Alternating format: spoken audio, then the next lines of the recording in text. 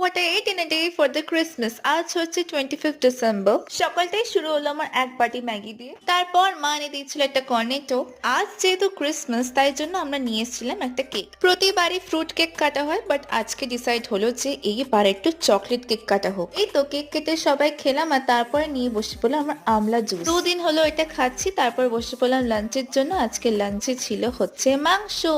I guess আজকের দিনে সবার বাড়িতেই চিকেন রান্না হয়েছে। তারপর চলে আসলাম দোকানে, খেয়ে নিলাম এক কাপ চা। আর আজ যেহেতু 25th ডিসেম্বর তাই জন্য পরেছি রেড কালার। তারপর চলে গেছিলাম বাজারে, কারণ একটা জিনিস রিটার্ন করার ছিল। বোনের জন্য নেওয়া হয়েছিল একটা সালোয়ার সেট, সেটাই রিটার্ন করা হলো এখানে। বাজার থেকে এসে চলে গেছিলাম বিউটি পিসির বাড়িতে। আর এখানে দেখো জেসিকে।